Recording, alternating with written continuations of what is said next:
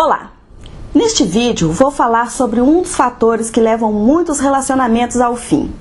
Muitas relações terminam não por falta de amor ou companheirismo, mas sim por falta de reciprocidade. Você já deve ter observado que muita gente encerra a união e continua ligada emocionalmente à pessoa ou à situação, o que comprova que amar não é suficiente para manter um laço firme, e muito menos a falta deste sentimento é a principal causa dos rompimentos, visto que muita gente se tolera por conta de outros elementos, como a conveniência, por exemplo. Há pouco tempo, enquanto eu fazia minha formação de gestora de pessoas, aprendi um dado muito importante e que extrapola o mercado de trabalho.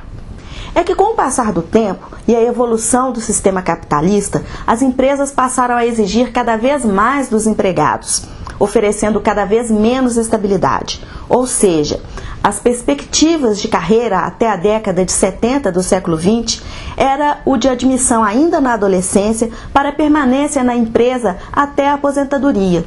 Em cerca de 20 anos, essa realidade mudou, porque o relacionamento entre empresa e empregado passou a ser moldado com base no mérito e na autonomia.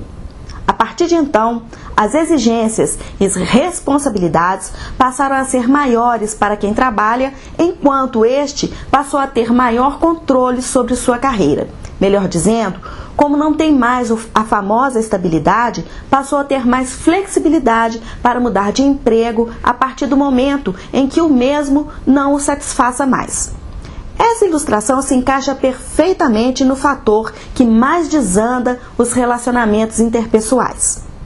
Eles são forjados na base da reciprocidade, o que costumamos chamar de via de mão dupla. É incrível como determinados parceiros e parceiras afirmam que seus pares ficaram feios ao longo do tempo.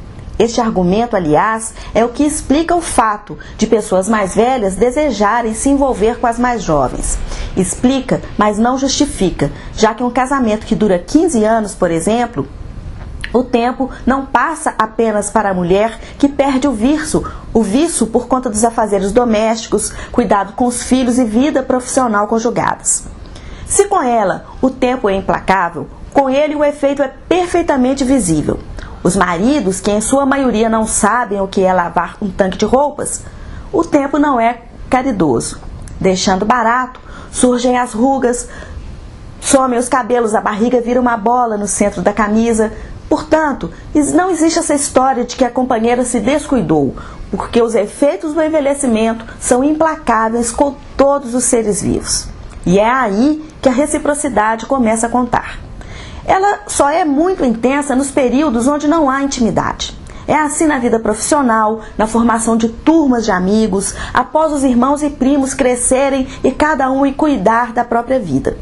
Quando ela falta, toda a estrutura da relação fica sob ameaça de rompimento.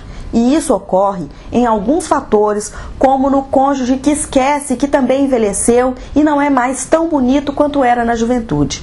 Com o chefe que já percebeu os efeitos do subalterno e acaba desprezando suas qualidades enaltecidas lá na contratação e só passa a ver os defeitos. É da mesma forma.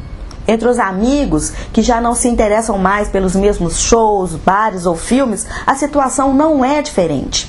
A reciprocidade é o elemento primordial para qualquer tipo de convivência humana. Isso tudo porque conviver é como transitar numa via de mão dupla, onde o fluxo vai para um sentido e volta no outro simultaneamente.